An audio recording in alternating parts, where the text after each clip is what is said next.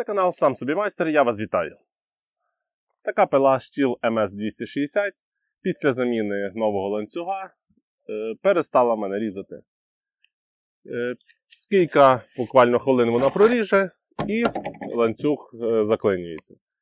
Причина в тому, що ланцюг не маститься, відповідно він при нагріванні розширюється і заклинює на зубатці.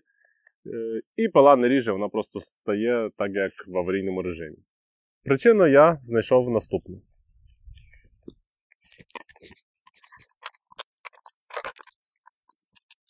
Коли зняти кришку і подивитись на натяжний механізм, то ось тут є дирка, через яку, як я колись думав, через оцю дирку маститься ланцюг. Тут масляний насос, отвір масляного насоса. По цій прорізі масло попадає через цю дирку на ланцюг і так би мав мастити. Цей отвір, ця дирка в мене постійно забивалась. Як тільки я цей отвір пробив, прочистив, ось я взяв дріт металевий, стальний, її прочистив зустрічний отвір, через який масло попадає на саму шину. Все зібрав, все класно, буквально кілька хвилин, до 5 хвилин роботи. Знову ланцюг клинить і цей отвір забитий повністю тирсою. Коли я детальніше оглянув цю шину, я побачив, що тут є ще один отвір. Ось вище цього і трошки ближче є ще тоненький отвір. Він так само з'єднаний з канавкою шини і таким чином через нього також маститься ланцюг. І ось саме цей отвір в мене, як бачимо, ось на цьому з другої сторони, він був також забитий.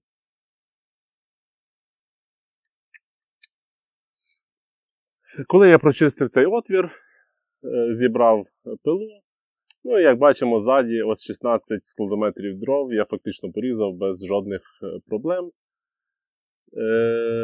І причина була в цьому отворі. Тепер, як я розумію, коли я купив новий ланцюг, він не був натягнутий, шина пішла максимально в нижнє положення, тобто мінімальну натяжку. Відповідно, ось цей отвір, через який масло попадає на шину, він не стикувався з цим великим отвором, через який я колись думав, що тільки через нього маститься ланцюг. Відповідно, масло на ланцюг не мало шансів попадати. Для цього придуманий ось цей отвір маленький, який як додатковий, чи аварійний, чи додатковий отвір для змазування. Він в мене був забитий, відповідно ланцюг не мастився, і в цьому була вся причина несправності пили. Отже, Stihl, як і далі, надійний виробник бензомотоінструменту. Все в мене і надалі працює, і я надіюсь, буде працювати.